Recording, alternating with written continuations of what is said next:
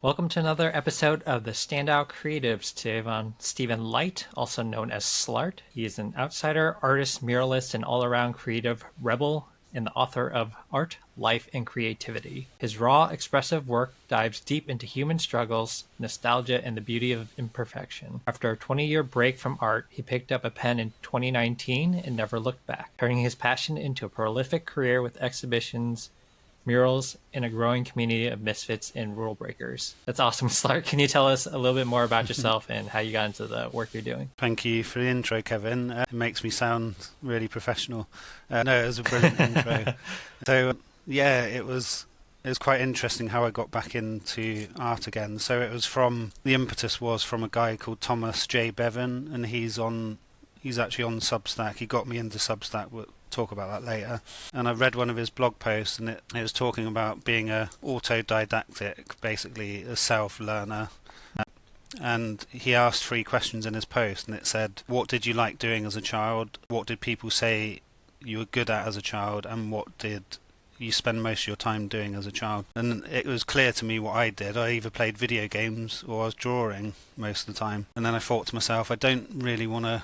I know nowadays you can pursue a career in e-gaming and stuff like that, but I didn't feel like I wanted to spend a lot of time on video games, so I thought I used to do drawing. People said I was good at drawing, and yeah, I used to spend all my time doing it. So after I read his post, I bought some pen and ink from Amazon and started drawing again. I drew, I think it was 8 different black and white sketches of my dog, and it was weird. When I first started drawing, I was like, felt really uncomfortable. It was like self-judgment, and is this any good? Oh, I haven't done it for 20 years, I'm going to be rubbish. But after I started drawing, I was getting back into the flow of it quite quickly, and really enjoyed it.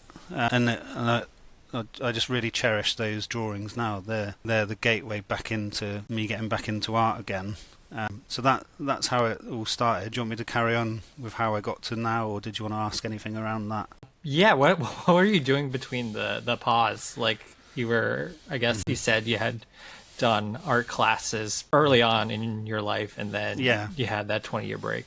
Yeah, that's a good question. So I dropped out when I was 17, my art class, and then took a year out. I was too nervous to go to university. I had quite bad social anxiety then. So the idea of moving away, meeting new people, just terrified me. So what I did, I went to my local college and studied multimedia. So that was like web design, graphic design, video editing, some audio stuff as well. So it gave me a kind of overview of early digital stuff. This was back in 2001 now when I started that. And I thought to myself, going into digital would be more pragmatic than being an artist. I didn't believe, or there was no one around me who could tell me that art was a valid career, so I just decided to go into web design. So I did that, finished college, struggled my way finding some kind of contract work, did freelance for quite a few years, and then I actually got into, because I had social anxiety when I was younger, I set up support groups for people with social anxiety. We did public speaking, we did all sorts of different trips out in London. Have you heard of meetup.com? I set up a meetup.com group, and it became the biggest, I think it was one of the biggest in the world. Wow. And that was just through me getting out of my comfort zone and setting that up, and then that's still running now. Someone else has took that over. And then for the past 8 years I've been working full-time as well for a company doing all sorts of different web and optimization stuff. So yeah, it's been since when was it, 2019, that I got back into art again, and I've been building things up since then. I've averaged 5 exhibitions a year whilst working full time, so that's where my passion lies, and it's going in that direction now. This is where I'm planning to transition into that. Very cool. Did you when did you stop? Did you stop drawing altogether, or did you still dabble with art a little bit while you were in this period, or you just completely just gave it up in favor of digital? I didn't do anything at all, actually. I remember distinctly I drew a picture of my mum and her friend probably in about 2012 or something like that. I drew one picture and then didn't think it was very good, and then I didn't do anything else since. So no, I didn't do anything. It's really strange because I still had creative outlets. I was doing stuff on the web, doing video editing, and bits and pieces, but no actual drawing, like once out of 20 years, I'd say. It's quite a long time when I say it out Wow. loud, actually. Yeah. That's kind of interesting. Did you want to be an artist when you were like a child, or? I wanted to be a video game designer specifically, but all I knew as a child, I really loved drawing, but there was no, like I say, role models around me who could say, oh, you could do that as a job. It's quite sad about that in the art world.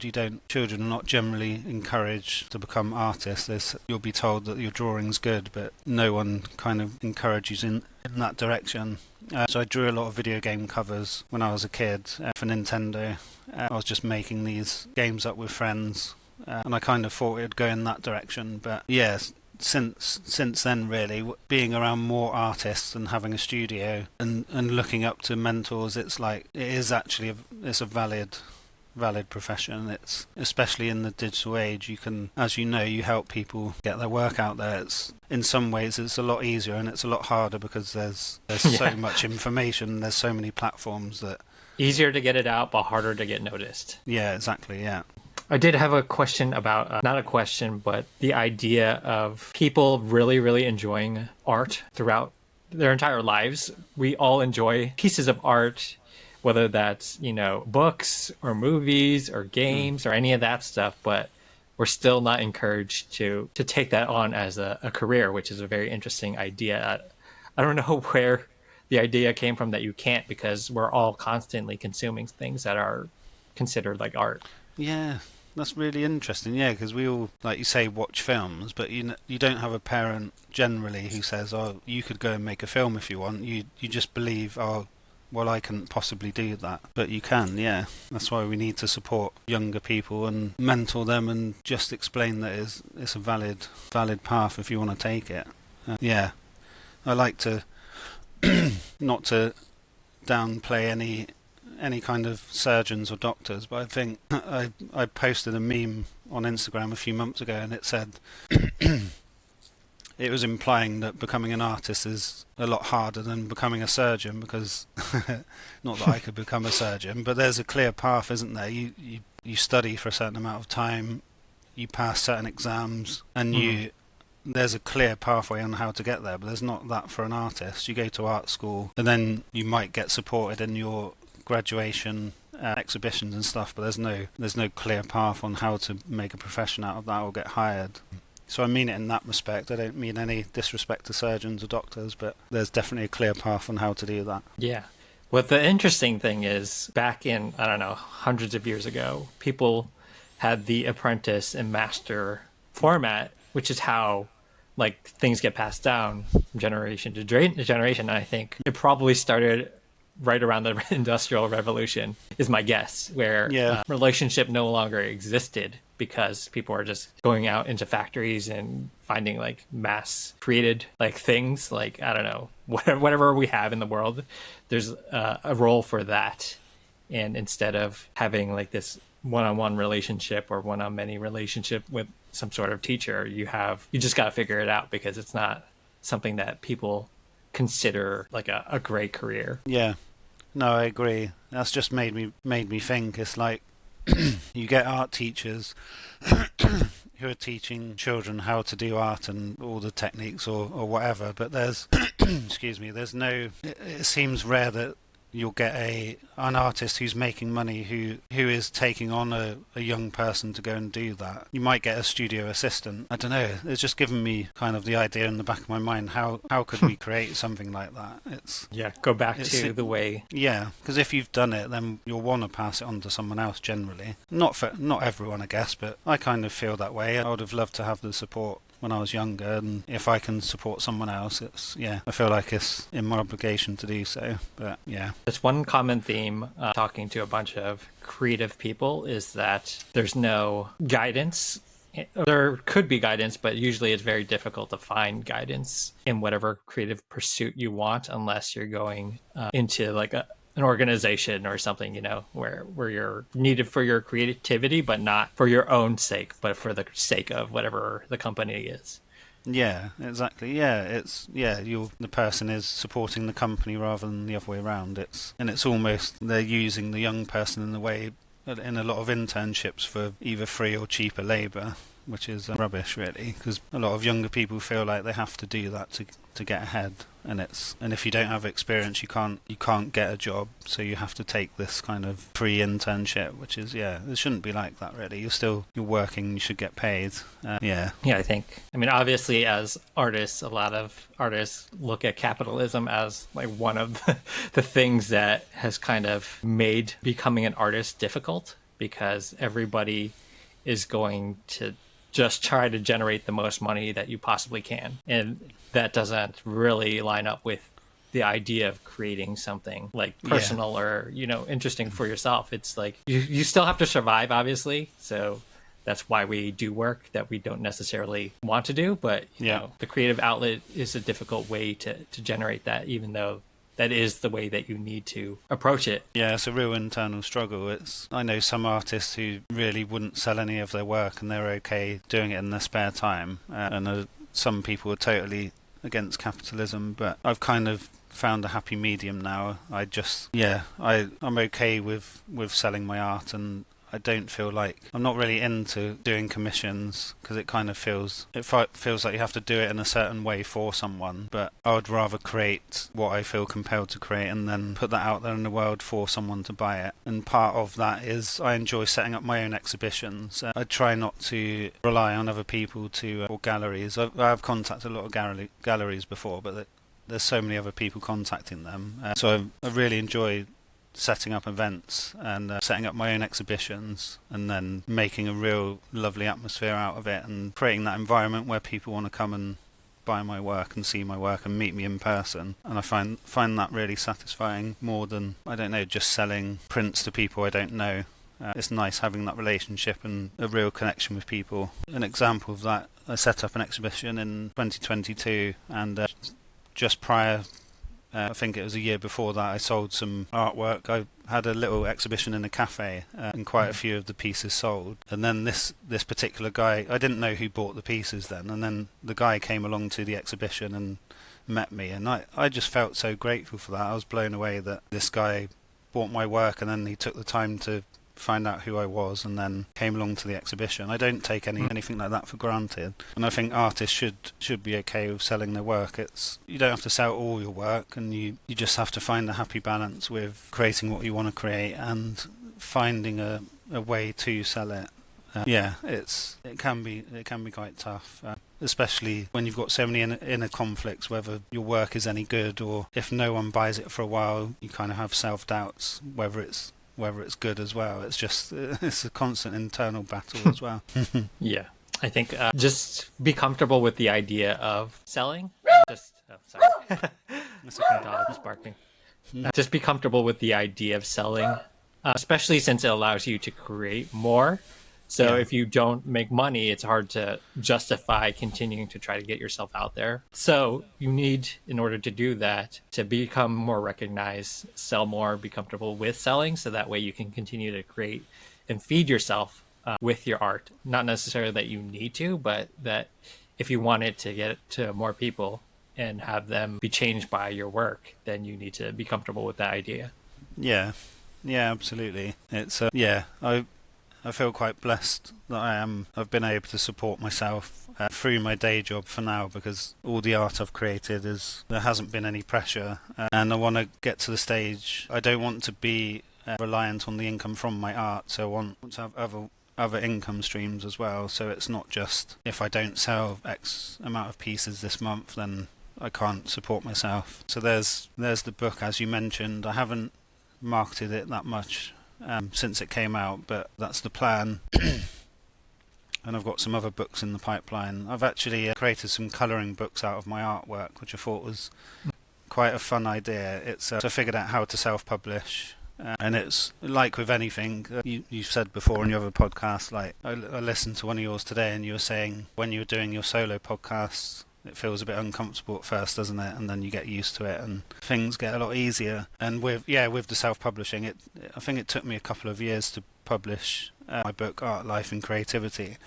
I first started putting it together during lockdown, and I think it was 2020. So I got a load of my artwork and then formatted it into a book with inspirational quotes which I felt matched my artwork. So it's kind of a contemplative book where it's not a kind of read from the start to the end book.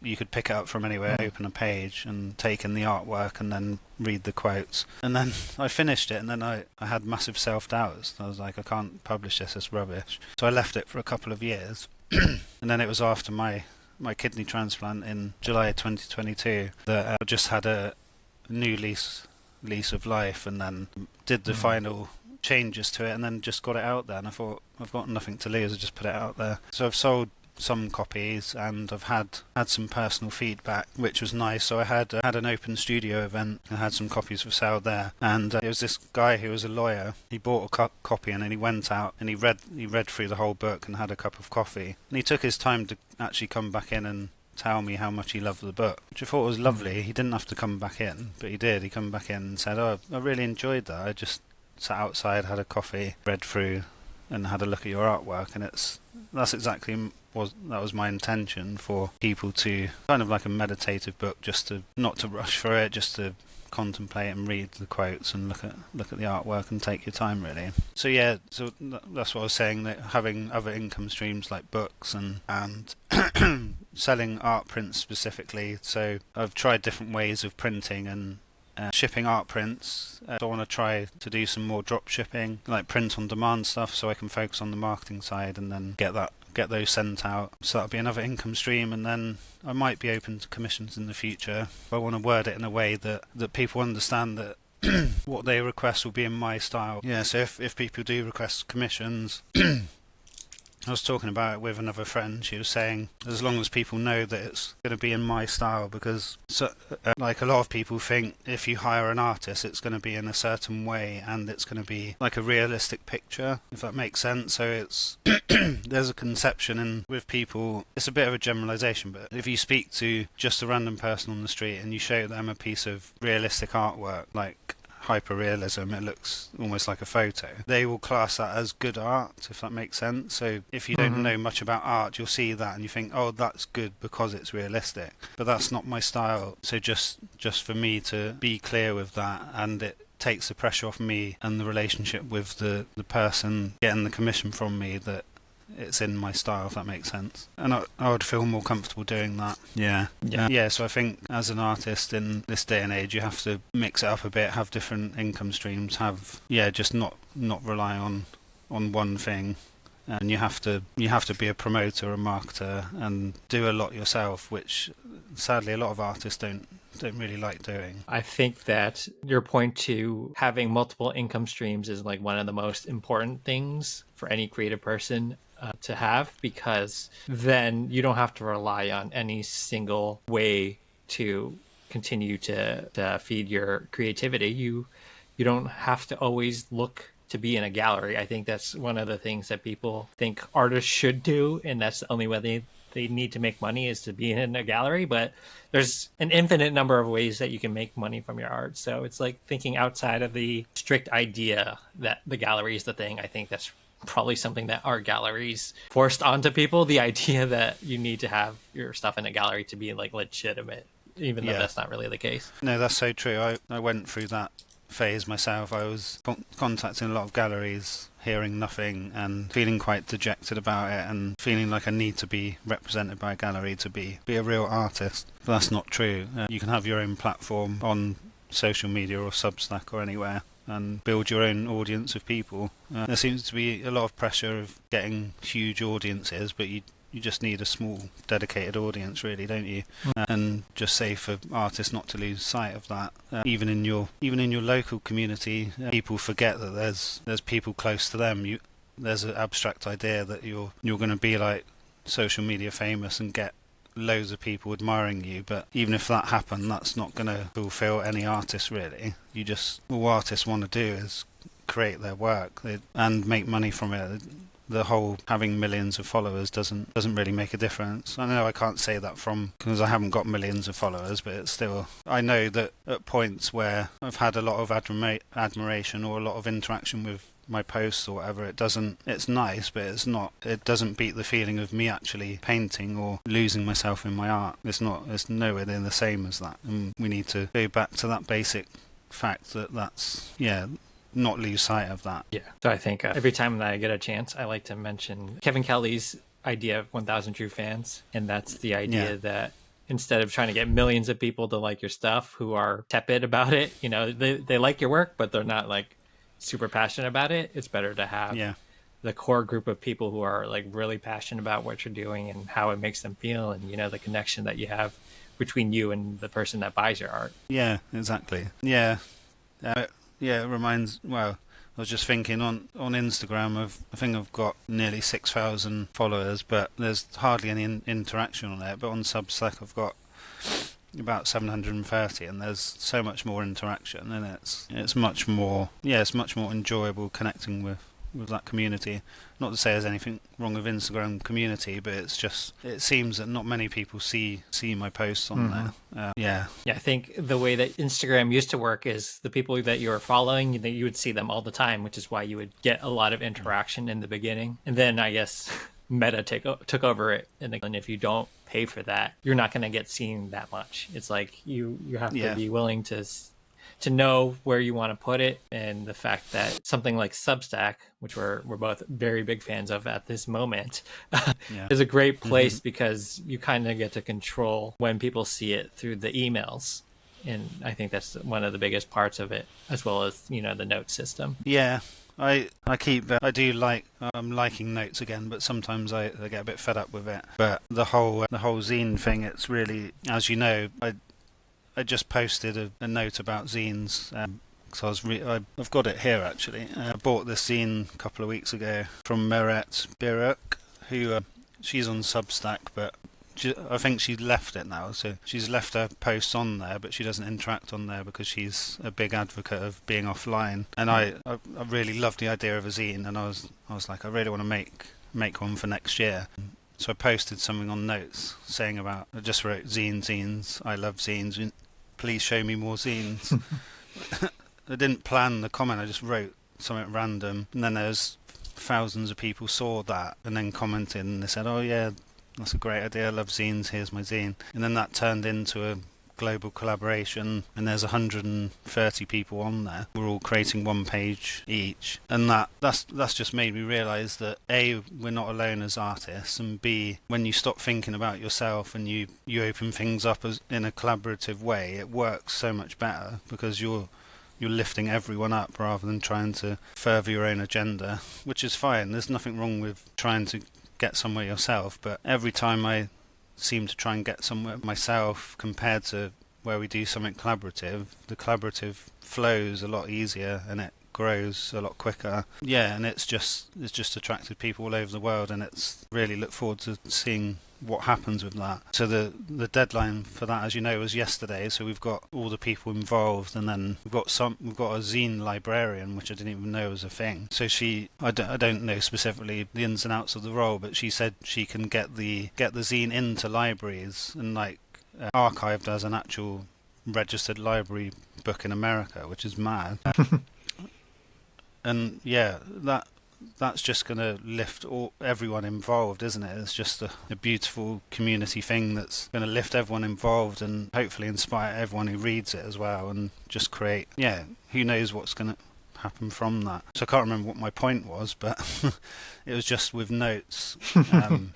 It seems to be pretty spot on that respect when we're talking about zines. It seemed to draw everyone who was interested in that topic, and I don't know exactly how that works on their algorithm, but it's restored my faith in Substack notes again.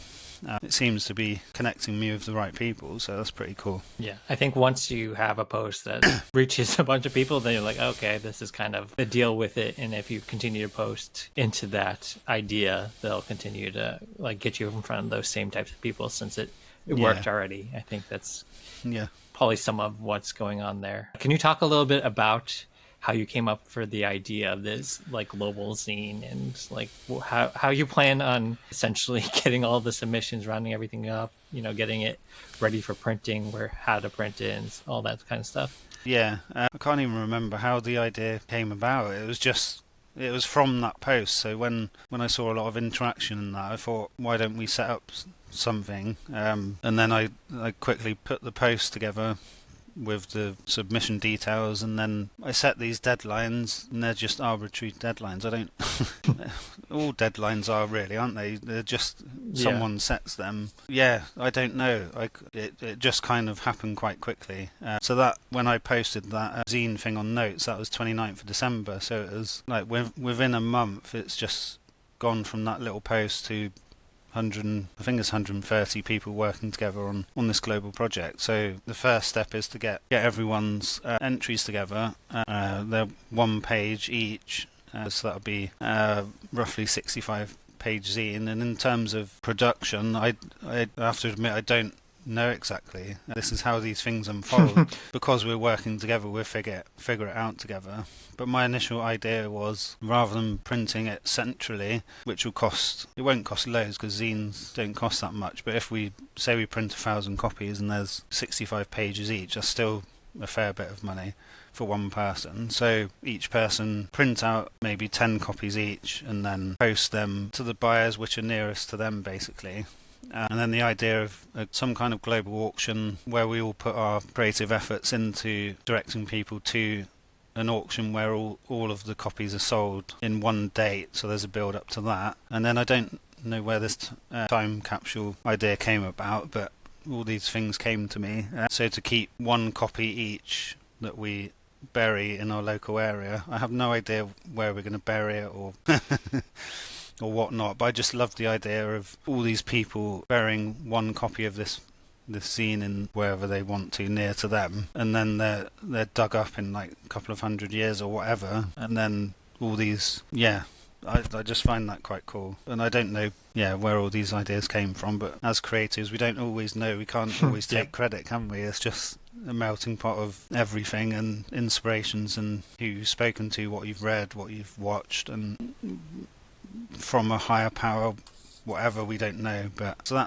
that's the rough plan along the way. I think when I sent out the email to everyone today and I got a reply saying let's have a Zoom call with everyone, which would be quite chaotic. 130 people. Trying to get everyone together at the same time will be hard as it is, but maybe that will happen. We'll see what happens with that. But I'm quite loose about it. I'm not a controlling person at all in terms of saying, oh, we have to do this, this and this, and you have to do it this way. Even the deadlines, they don't have to be super strict, but I just wanted to put something there because as creatives... You'll delay forever if you don't put it down. Exactly. Yeah. If I just said, oh, I'll take your time, and then it never get done. So we've got about a month to do it, which is enough time, I think, to do one page each. So I'm going to document that on my Substack as well. So I think that's an interesting story, how this all unfolds, and really excited about where it goes. So that's about it really on that. I was reading Stephen King's On Writing, and one of the most interesting things that he said in the book was that his ideas just come out of the thin air. He's like, I can't make them, I can't generate them if I wanted to. They just come to me, which makes it both like frustrating and interesting because you can't, like, the creative gods or whatever you believe in don't work in the ways that you think they are. Sometimes they just come to you because you've been gestating on different ideas your whole life. And like you said, they'll just pop up randomly at the moment that you need them. Yeah, it's amazing, isn't it? It's sometimes I feel a bit sketchy about saying about higher powers and stuff, and I'm not particularly religious, but I'm quite spiritual, and who really knows where these ideas come from? And a lot of the time the ego wants to say, oh, this was my great idea, but with this zine thing, I don't feel like saying, oh, this is my great idea. It's just something that came out of nowhere when I read those blog posts and bought that zine, and I just wanted to make my own zine. And then all this, I guess what you focus on, you percolate in your mind, and however that happens, it's transmuted into this whole thing. So I don't remember where I heard this, but there's a book that said that all ideas are out there. They're just coming to you in this specific moment in time to happen. So everything that's ever been like created or thought of has been in the world. It just needs a vessel to come out, right? And I think this global zine idea is just something that needed to happen because I think the world is increasingly online. attached to our screens. And this thing is like super grassroots, and it's not controlled by any single like person. It's like a global effort, just to, in this moment in time, provide the world with an interesting idea that maybe people will find in the future and be like, why are there so many of these everywhere, you know? That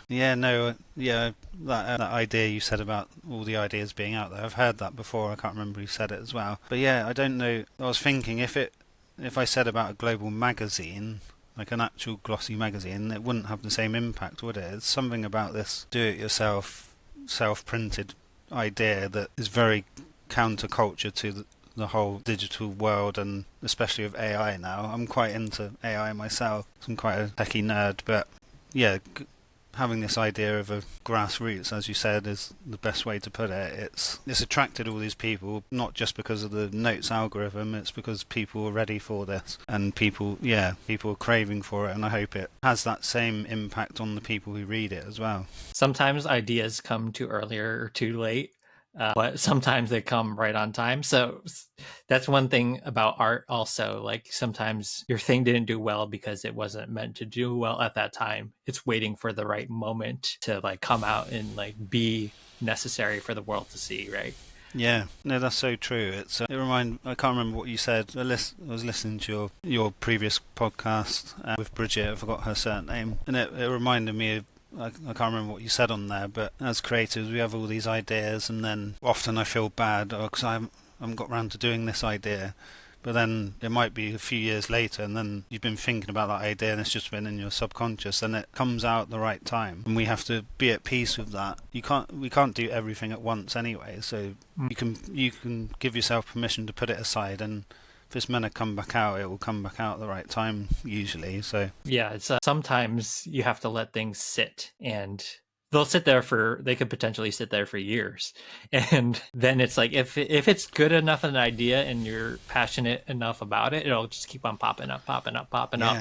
And that's when you need to do it. When it doesn't leave your head and you're like, oh, okay, this has come back like for the 100th time. This is something I actually need to do right at this moment, right? Yeah, and I find you can't really force anything, because every time I've tried to force something out, it doesn't really work. And yeah, like you said, you just have to let it take its course, and it will come out if it needs to. One of the interesting ideas that we talked about earlier was your social anxiety and not wanting to be out there, but then you had your exhibitions in like coffee shops and stuff where a lot of people were going to come and see you. So can you talk a little bit about maybe overcoming, or maybe not overcoming, but dealing with the fact that you will need to interact with people if you want to be like an artist? Yeah, well, I would say I'm a happy introvert now. I'm self-accepting, but the anxiety doesn't stop me from doing anything now. But like I said before, I set up the meetup group and did a lot of things that are out of my comfort zone. I run the groups myself, did public speaking courses, tried Toastmasters, have you heard of a coach named Michael Neal before? He's American, but he's quite big over here. Him and Paul McKenna, who's a hypnotist. I did a 7-day course with them back in 2006, and there was 300 people there, and I did it just to force myself to be with lots of people, and it was really out of my comfort zone and really uncomfortable. But the more I kind of exposed myself and did all these things, it became easier. And I think over time I got to the stage where the anxiety didn't bother me. Socially, sometimes I still feel awkward, but it's not like compared to when I was, 18 or 20. I'd drink a lot if we were going out to make myself feel comfortable, and like finding a job and stuff like that. Even speaking to someone on the phone to speak about a job, I would get all tongue-tied, and it'd be really difficult. And the idea of working in an office and having to have small talk with people felt impossible. But moving back to now, when I had my first exhibition, this was just after I got my art studio. So a bit just briefly about my art studio. It's in the centre of my town, and it was an old post office. So an artist collective took it over. It was from the local government. They used to own the post office basically in this country. So they didn't need the building. They couldn't use the buildings. They let the artists use it and just pay the electricity and stuff. So I got this studio that I share with I think there's about 20 other artists in there. So I had my first exhibition there, and that felt very uncomfortable, very vulnerable, having my work out there in the public. But then after, like you said, after you keep doing something, it becomes a lot easier. And when I set up that solo exhibition I said about in 2022, I felt really comfortable, basically. I think there was about 60 people who turned up, and it was a really nice event. And I have this piece where I painted myself nude, a big blue picture. It's about 4 foot by 3 foot. And I had that in there, and I had some family members there as well, and all my friends, and I didn't give a shit about it. I was like, I wasn't embarrassed at all, which was amazing. Wow. And I just got comfortable about it. So yeah, the more I've done exhibitions, and I've got more comfortable. But one thing I sometimes struggle with, if I'm with certain types of people in the art world, I feel like I have to speak in a certain way, and I get a bit panicky, like if someone starts talking about a particular artist and I don't know who they are. I feel like I should know every artist and everything about their work. Yeah, I know. And I shoot myself in the foot, really. I should say I've never heard of that artist. I'll just try and, I don't know, panic, and in my head I try and make something up or try and be impressive in some way, but I've kind of let my guard down a bit, and I just need to be myself. It goes back to what you say a lot with your chats, being a creative, you just need to be yourself and not have any pretense there. And that's the best way to be, because it's the only way you can be free, really. You can't hold up a persona it's just exhausting, isn't it? Yeah. The only way that, if you're going to be out in the public, like you are doing exhibitions and stuff, the only way to really be is yourself, because that's what I think people really relate to. They're not necessarily just related to the artwork, although that's like a very big piece of it. Sometimes they might like it, but after meeting you, they know, oh, I want to help him. I like him. I want to support what he's doing in the world. Not necessarily the biggest fan, but just connection of you as an artist with that person could be enough to like show them that this is something that they want, even though, but art isn't always necessarily just the thing that gets people to buy from you. Oh, yeah. Yeah, I've been thinking more about that side as well. It's especially with famous artists as well. It's not people like owning their work or even a print of their work because of their name and who they are. It's an amalgamation of their work and who they are as a person, and to some extent their fame, isn't it? You want to look good owning a David Hockney or something, and a lot of it is a perception game as well. It's like you talk about a lot in your work, around the branding side and the whole package, and it is rarely just about the artwork. You're buying the feeling, how you feel about the person as well, the artist. Yeah, I mean, that's like, if you take somebody who's not like a huge artist and you get it in front of, let's say, like some famous galleries or whatever, and you say that this person is an artist and they're gonna blow up, and it could be like an elephant or it could be like a little kid, and everyone's gonna fawn over it just because people say that's what it is. So it's not always about the art itself. It's oftentimes about everyone's perception of the thing. Like the example of the banana being taped to a wall and being sold for $3 million. Like, that's ridiculous. Come on. Yeah. I mean, obviously this artist thought of something interesting enough to where somebody wanted to buy it, but at the end of the day, it's just like it's a banana taped to a wall and some billionaire ate it. Like, what is happening, right? Yeah, I know. Yeah, no, it is. It reminds me of that guy called Beeple as well. Who did you hear about that? He sold that NFT piece for 60 million, I think it was, in 2020 or something like that. Yeah, there's so much hype around that. God knows how that happened, but yeah, it is. With my work, I don't just want it to be an empty perception game. I have a lot of meaning around my work and kind of personal. I put a lot of my psyche into it and want people to connect to it on that level as well. But I do realise the importance of having a brand, and having my name SLART is kind of, I said it to someone before, it's kind of shielding little old me from the world. So there's this brand protecting me in a way, and that's kind of in front out there, and I think it's become quite a strong brand. It's not like I sat down and said to myself, well, this is my brand and this is what I'm doing. It's kind of evolved. I just one day, because my name's Stephen Light Art, so I put it together into SLART, and I was just about to go to sleep, and I was thinking, oh, that'd be quite a cool brand name, and then I felt terrified and stupid about it. I thought, no, I can't do that. That sounds ridiculous. And then another part of myself thought, well, if it feels scary, just go and do it anyway. And then that stuck, and I've just put it out there, and it's become something that I'm really happy with, the name and the way I present it in the world. It's becoming more and more me, if that makes sense. I'm letting my guard down, and I often find that, well, I've been guilty of when I write about my pieces on my website that it gets too art speaky, so too much kind of jargon around it, and I catch myself and I try and simplify it and write it in my own way, because I think, who am I actually trying to impress? Am I just trying to impress myself because I don't think that I'm very good at writing, because I believed that as a child and I failed English? Am I just overcomplicating things? So I've started stripping that layer back and just trying to put my personality out there as it is, and not have any pretension around it at all. Yeah, I think it's like oftentimes the simplest solution is the best solution.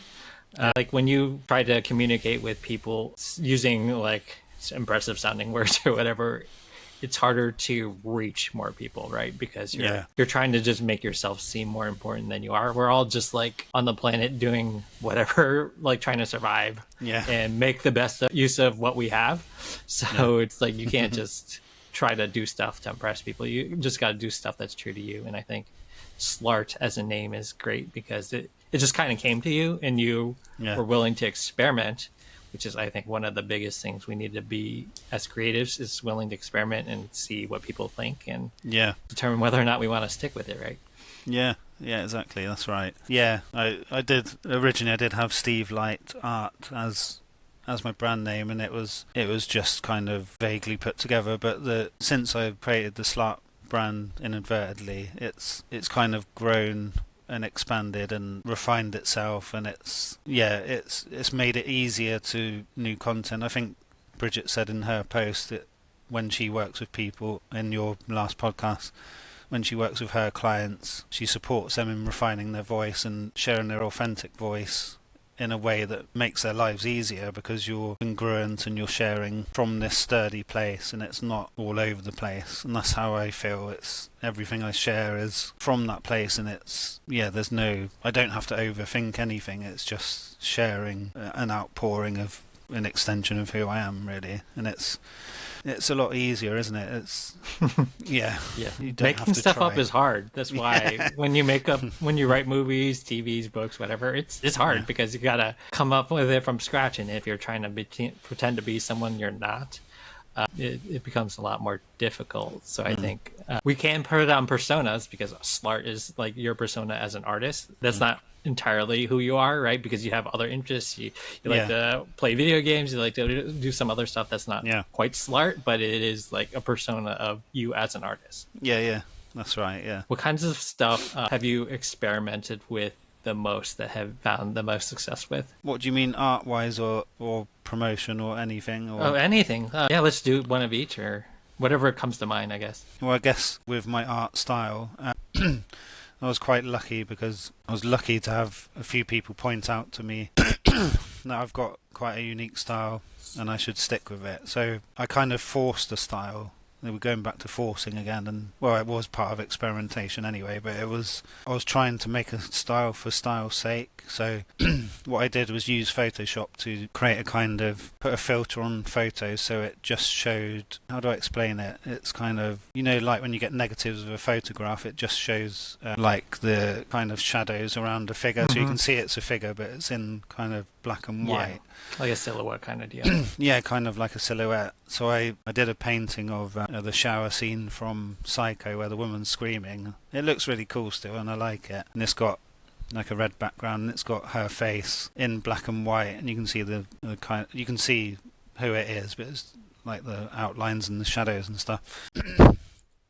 So I experimented with that for a bit, but it felt forced, and I had to kind of try really hard, and didn't enjoy creating in that way as much. So I let my guard down and started painting in my own way, and I was lucky enough, like I said, someone pointed out that I should stick with that, because he gave me the example of Picasso. Like Picasso was really talented as a painter. He could paint realistically as like a 12-year-old or something.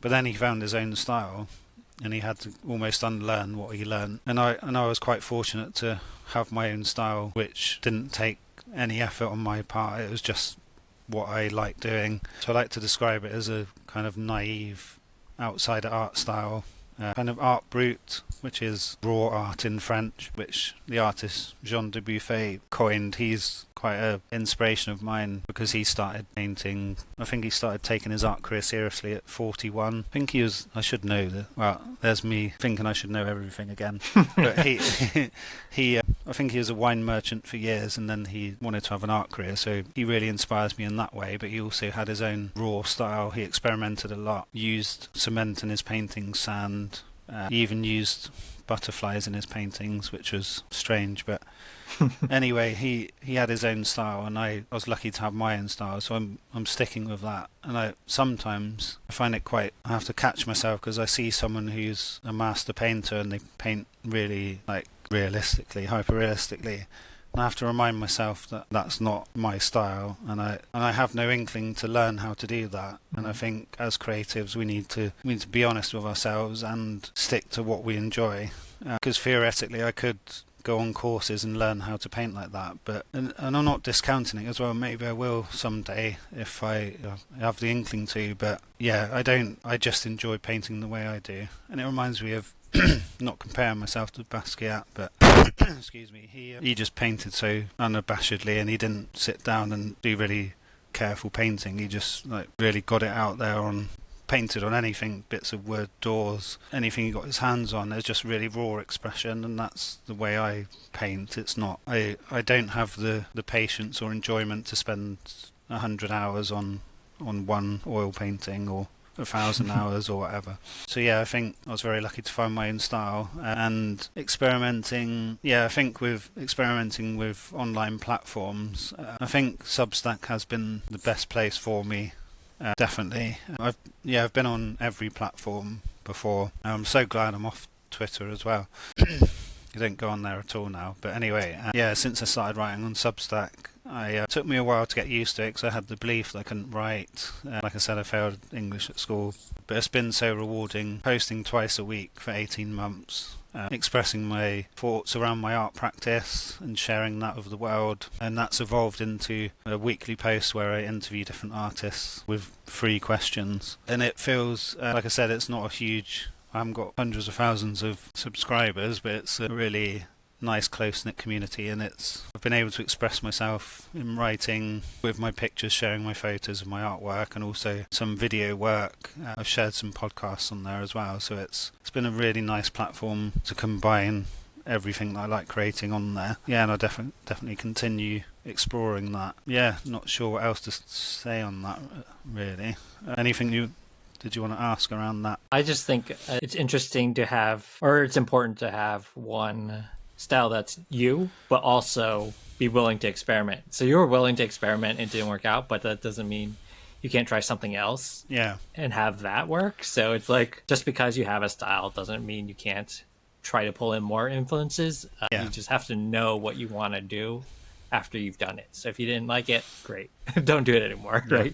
You don't have to force yourself to do anything. Because you're the artist, you can kind of try to do what feels right to you. Yeah, that's right. We have to remind ourselves there's no rules in art, that you can literally create what you want. And what you were saying reminded me, like, when I first joined Substack, I see a lot of people on there, they're totally against any other social media, and you see people saying, I left Instagram and all that, but I've done that for a while, but I've never left completely. And the way I see it now, I kind of see the bigger picture, where I'm just going to keep all the platforms open and find interesting ways to share everywhere. Like we were speaking about AI before, I just use something called Opus Pro for my video posting. So on YouTube, I want to keep my YouTube going, because I think it's a great way to share video, and I'll do more with that. But I had the idea to share daily YouTube shorts on there from the content I have already. So I use this program called Opus Pro where I uploaded interviews like this, and it creates clips for you. So you'd have, say, 50 clips from a conversation. It puts captions on for you, and then I schedule that out. And I think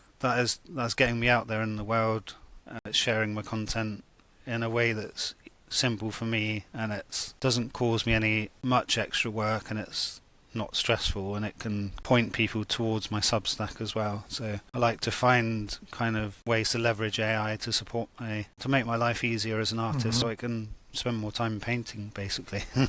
Exactly.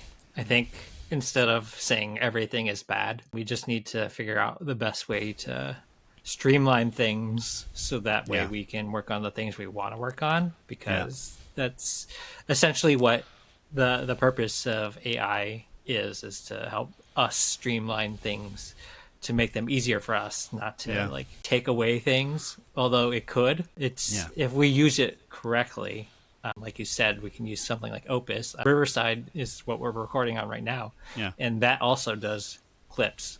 Oh, okay. And in order to find that myself, I would have to watch this whole thing over again and like kind of like scrub through it to see where stuff happens. But because you can tell AI, I want to look for the point where we talk about branding or whatever it is. Yeah. And it'll find that for you. And that's grunt because it's doing the grunt work, right? No, that's brilliant. Yeah, it reminds me, like I've gone through phases around hating my smartphone as well. And the smartphone is the same, isn't it? It's just a tool to make your life easier, but it can go the other way if you misuse it. And you can blame these platforms for getting you addicted on there. I won't go into that now, but obviously that they do make them addictive, so you'll go on there and then make more money. But it's also a tool just like AI. You can be the master of it and not be the slave of the technology. And especially with AI, if you use it in the right way, you can save so much time to spend it doing the things you want to do. And I guess a lot of writers are against using it for writing because people want to write and they don't want to use it. But I'll use it to do grammar checks or make something clearer if it's not clearer. But I guess a lot of people might think that you're using it to write something from scratch and then you just post it out there and it's just rubbish that AI has made. But if you're interacting with it as a human and using it as a co-pilot, I think it can be pretty amazing. Yeah, it's all about how you use things. And I think even though people say using it to write is not art, I would say that it depends on how you use it, right? It's a tool just like anything else. It can be used to do everything for you, but if you use it in the right way, it can help you think through things better than you could if you were just staring at the screen, watching the little blinker like taunt you as you're trying to figure out what to write. It helps you to just like get the stuff out there, organize your thoughts, say them in a more precise way, because it's a tool to help you do the things that you want to do, just like anything else. And I think there's a funny thing, I just heard it the other day. It's like when people started writing things, everyone was like, oh, don't write things because you have to live in the firm or whatever. But without that, where would we be now, right? Yeah, no, that's right. A lot of stuff was passed through stories, wasn't it, before books and everything. But yeah, I think we need to embrace AI. I see a lot of things on Substack. I don't know if you've seen this thing that went around. Someone created these badges that said made by human intelligence, and I thought it was really lovely sentiment, but it's kind of saying that, like you're saying, putting anything that's not human or using technology as bad, you can't. It's not that black and white. And while I don't agree, I don't like the idea of using image generation for my art. I still use many other tools to make my life easier. Like things like coding I wasn't a very good coder, but with things like Chat GPT now, and there's many other things that you can create an app without any code. It's just an extension. It's just like an extra useful tool. Like if you if you come up with an idea, and you can't code, you have to get a coder to do it. But nowadays, you can do that yourself with these tools, and therefore you can create something that you couldn't create before. And I think that's quite amazing. And the possibilities are pretty much endless with that. And I've been looking into, I don't know if you've seen make.com, where you can create these automations. I just find that really cool. So what I'm experimenting with, I posted on Substack about it, which I haven't got around to finishing yet, is find a way that I can support Substack writers, just to generalize, who don't like posting anywhere else. They just want to write and publish. A way to automate that, so it takes the RSS feed from their post and then it shares it out to a wider network online that can get them more awareness of their work and more people visiting their Substack, basically. And I find that quite cool. If that can be set up in a way that's simple, and then all they need to do is write, and then it spreads it out there in the world, I think it's really interesting. Yeah. One thing is just recognizing where, if you're going to automate something like that, recognizing the platform you're trying to automate it to, and like tailoring it to that, as opposed to just like copy and paste. Yeah, because exactly. every platform is like a different beast, and if you do something on one and try to just copy and paste on the other, it's not necessarily going to work. Because just for example, Instagram and TikTok, they're both technically working with like short video clips where somebody's talking about something, but the people that watch things on each platform is completely different, and the content that's pulled up is completely different, so it's not necessarily a one-to-one scenario. Exactly. One other thing was I just wanted to shout out lovable.dev is a platform where you can work with AI to build an app. So if you're not a coder, you can use that kind of just to test different ideas and like build something. Yeah, that's the one I was thinking about, actually. I forgot what it was. Yeah, it's really useful. Yeah, I'm actually building an escape game, because my wife and I sell these like creepy haunted dolls on Etsy, and I'm just experimenting with the idea of building an escape room based on one of the dolls that we created, which is really fun. That sounds cool. You have to share that when it's finished. Oh yeah, it's a work in progress. There's a lot of stuff when you're working with this type of thing where it'll make mistakes, or there's a lot of little things that you have to fix, and you just gotta go back and forth with it until you're happy. Yeah. Cool. Just briefly, I just wanted to talk about restarting your art career, because before you weren't doing any art. So how do you go from nothing to, being in galleries or selling your stuff in your art studio and coffee shops and all that stuff? Yeah, it's kind of weird thinking about that now, but how it all came about. It was kind of serendipitous the way it happened, which to me is always an indicator that you're doing the right thing. So soon after, when I started drawing again, I thought of going to life drawing classes, because I saw one locally. I've never done that before, and I just wanted to give it a go. So I went to some life drawing classes, and I asked them if they knew of any studio space, because I wanted some space where I could dedicate to my painting so I didn't make a mess at home. And the woman who ran the group told me about this studio called Art Site, which was down the road, the one I'm at now. And I emailed Sally, who is the founder of it, and she got back to me straight away, and she said there's a studio free, someone's just moved out. So this guy just literally moved out like a week ago or something, and normally there's quite big waiting lists on there. So I got there at the right time, got this studio, and then I kind of had the belief that I could make something of this because I've got a studio, and it kind of felt more official having an art studio. Not saying you have to do that, but in my case it kind of felt more like I was, even if I wasn't there yet, I kind of felt like I could feel like an official artist. So then they had an exhibition there, the one I mentioned earlier, my first ever exhibition. Then I had that, and it went well. I just had the inkling to search for more, and then did a few more, and then decided to set this one up myself. And I don't know, the rest is history, really. I when it started reaching kind of wider audiences was I decided to look for a curator. So I found someone on LinkedIn. I just contacted I think I only contacted 2 curators in London. One got back to me, and then I joined their roster of artists on their website. And then she supported me and was kind of my, I was going to say spokesperson. So, for example, she took my work to Brussels last year to an art fair.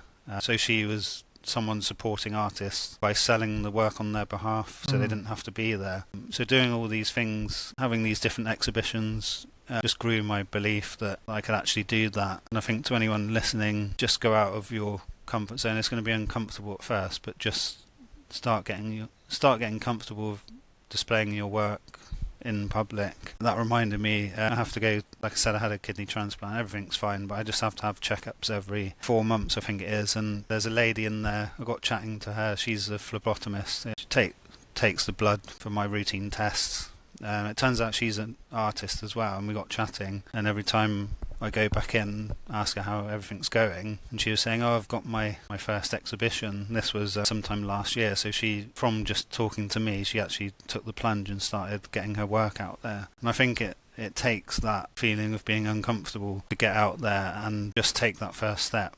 And it feels weird reflecting on it, because you're just, as an artist, you're just doing your thing, aren't you? And you're just trying to get by and make your art and get it out there. And I do reflect on what I do, but just thinking about how much I've done over the past, it's only been 4 years since I had my studio, and I've done more exhibitions than a lot of people.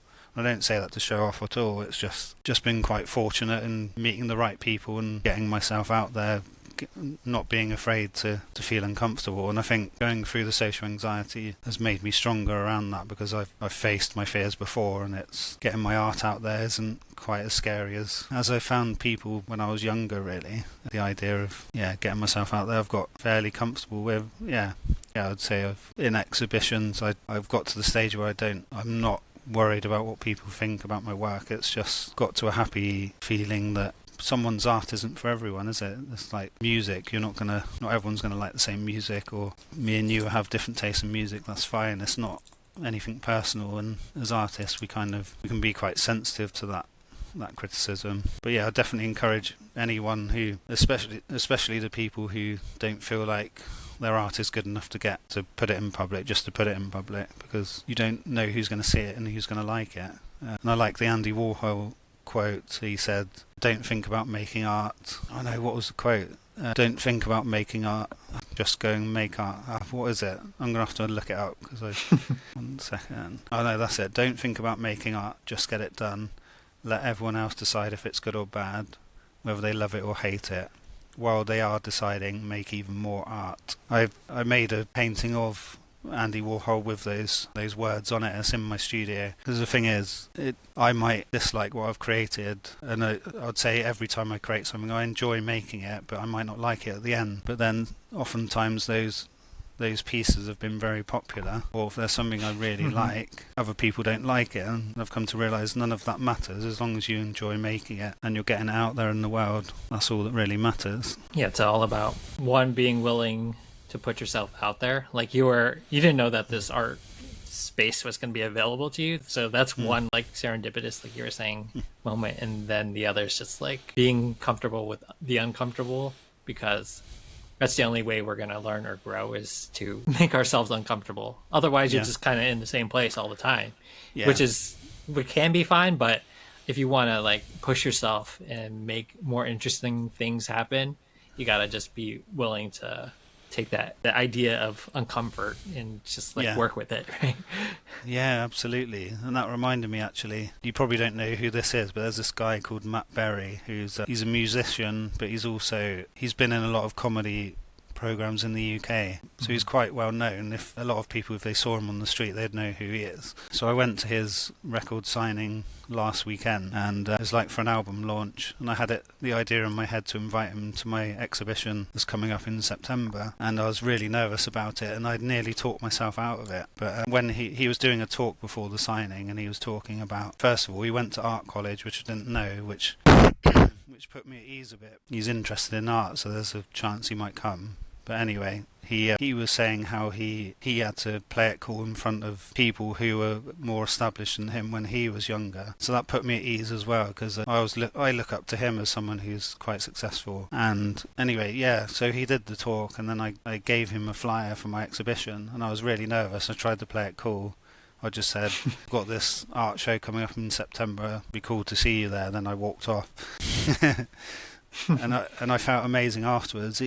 Even though I was full of anxiety with the idea of going up to him, it's opened up like this new possibility that he might come along. And it doesn't matter if he comes along or not, that's not the point. It's the realising that your comfort zone isn't real, and finding those opportunities where you can step outside, because it does feel scary, and it's a lot more comfortable to do the same things and feel safe. But the feeling safe isn't a real comfort. It's just what you're habitually used to, and the fear isn't in proportion to what it is in reality. And every time I've faced those fears, amazing things have happened. So yeah, that was pretty cool.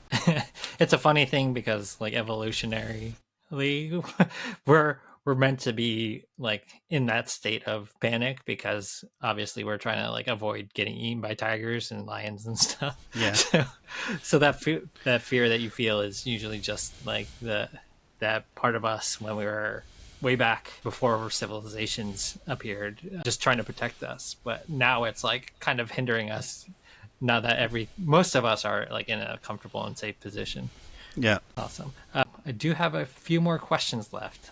Do you know anyone personally who also runs a Standout creative business, and what do they do to stand out? Yeah, so when I read your question before, I wasn't sure if, when you say creative business, I didn't know. I'll just go out and say it. So I have this friend called Beth Rapps, and she runs this company called Raising Clarity. Well, I say company, she's a solo creative, but she does coaching basically.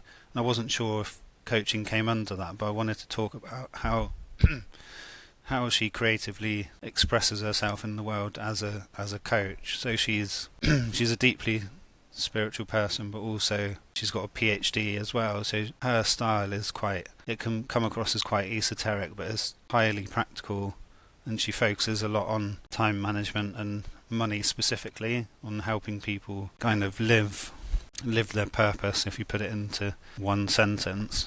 And like we were talking about multiple income streams, and followers, she doesn't have a ginormous following, but she has a dedicated, loyal following, and she has like coaching groups, she has books, she has like a few small courses on her website, and a combination of all that and who she is and how she comes across, that is sustaining her whole life. And she's practicing, she basically walks her talk. Basically she lives a relatively simple life, and again shares herself authentically. And I think she's really an amazing example to follow, and her work is amazing as well.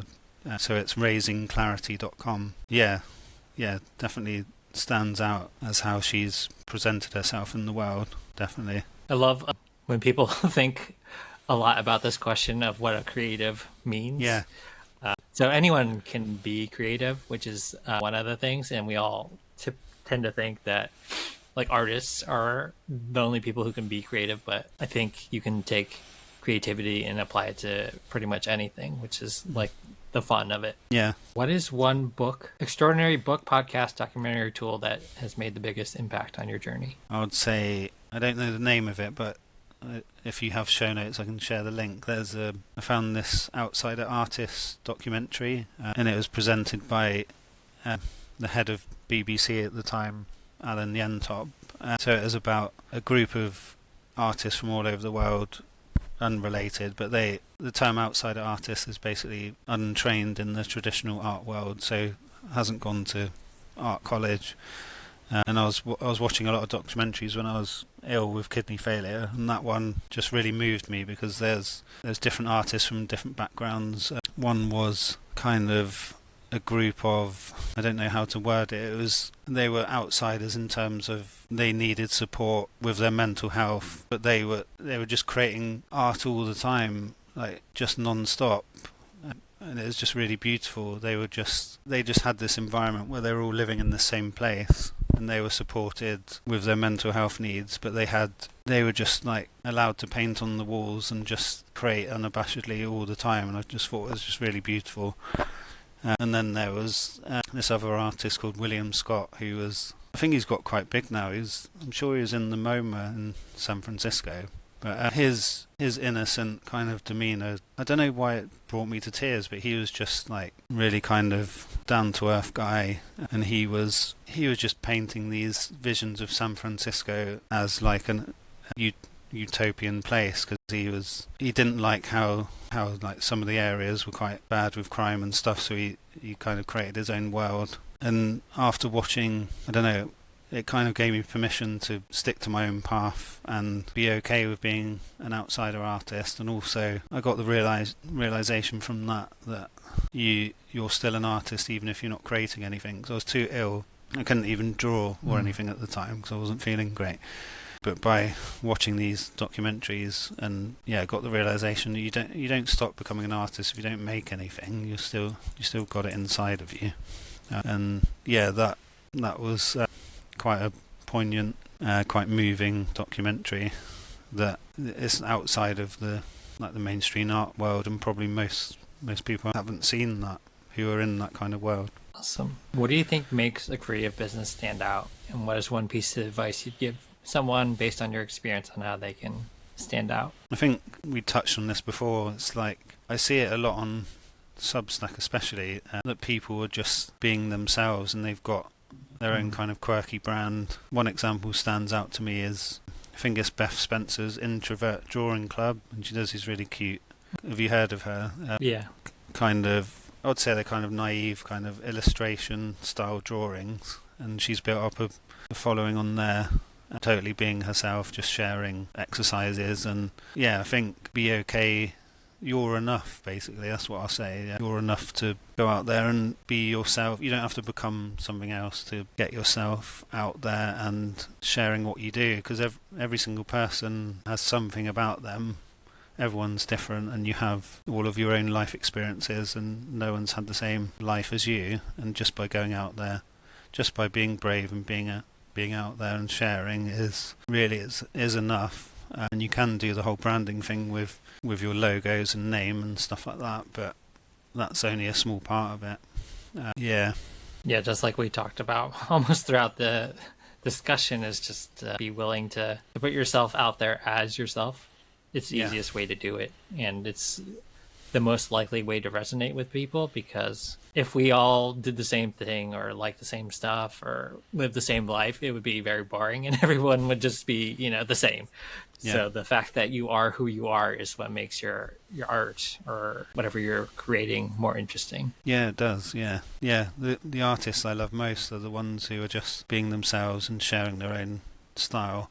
There's someone else who comes to mind who you probably haven't heard of, Margate in the UK, have you? It's like a seaside town, but it's become quite an arty town since Tracy Emin, who's quite a big British artist. There's someone there called Margot in Margate, and she set up just like really simple illustrations of women, and they kind of look very similar style, like outlines with simple colours. But she actually got a retail shop, turned that into her own little gallery, and it's just become a massive success. I'd like to see more of that in the world. It's quite a bold move, like taking on a space, but I think it's a move that pays off, because you can, like I said, just by being yourself and having the courage to go and do that in your own unique way. Why wouldn't you go and visit that place? I would go to places like that all day if there was an area with all these kind of independent shops with different artists in. That'd be so cool. Yeah. Maybe you can make it happen one day.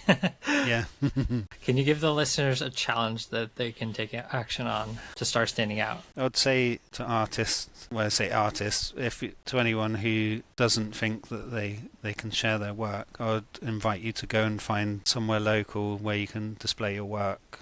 But in general, I would just advise anyone to go out of their comfort zone and share your work in a way that's uncomfortable, and then let us know that what you've done, because I guarantee it's gonna be beneficial, even if the outcome of what you shared didn't have the impact that you imagined. By facing the fear and going out of your comfort zone, that's going to open up things for you anyway, so it's going to benefit you. I mean, what's the worst thing that can happen is what I always feel like. Exactly. If it doesn't sell, okay, you weren't going to sell it anyways. What difference did it make that you put it out there? Unless, I mean, there's very few scenarios in which doing that will be harmful, so just be willing to do that. Yeah.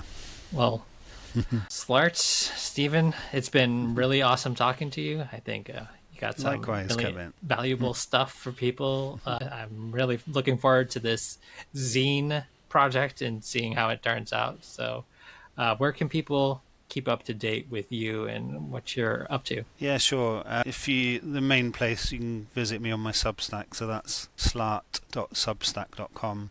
So that's SLART.substack.com. Awesome. Yeah, thanks for coming on. It's been a pleasure. Yeah, thank you so much, Kevin. It really has been a pleasure. Thank you so much. Okay. All right. Bye. All the best. Take care. Bye bye.